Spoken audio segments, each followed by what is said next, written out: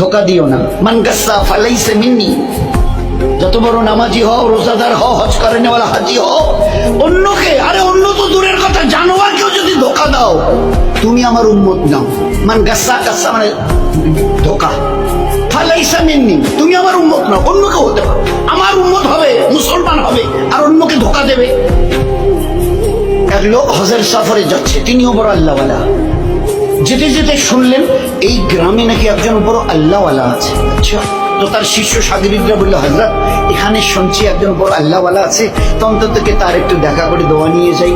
হ্যাঁ, ভালো বলেছে, চলো যাই। এইবারে যখন ঠিকানা নিয়ে তার বাড়ির সামনে গেছে, তো দেখে যে উনি একটা ডালিকে, ডালি, এই যে আমরা ডালি বলি না, ধান চাল যে ডালি, একটা ডালিকে এইভাবে কাত করে ধরে নিয়ে যাচ্ছে। তার পিছনে পিছনে একটা ঘোড়া চলে আসছে। ঘোড়াটা মনে করছে আমার মালিকের এই হাতে যে ডালিটা, ওতে আমার ঘাস আছে। আসলে ডালিটা খালি, উনি একটু উঁচু করে ধরে, কাত করে উঁচু করে একটু তুলে যাতে ও দেখতে না পারে, এইভাবে ধরে চলে আসছে। আর ও ঘোড়াটা মনে করছে যে আমার মালিক আমাকে খাবার দিবে বলে ডালিতে আমার ঘাস নিয়ে চলে যাচ্ছে মালিকের সাথে।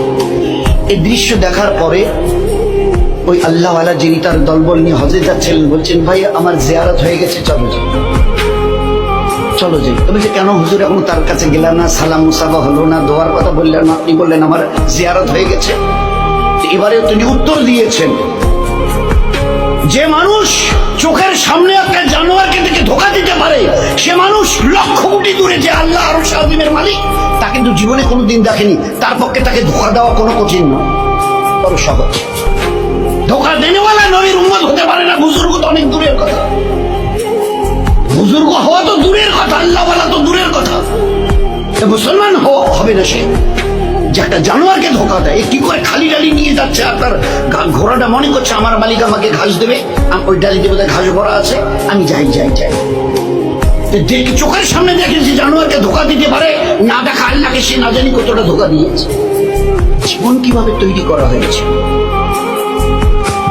এই জন্যে খবরদার, এ মখলুকের কাউকে ধোকা দিও না। আমি আল্লাহ কিয়ামতে কোনোদিন তোমাকে ধোকা দেব না।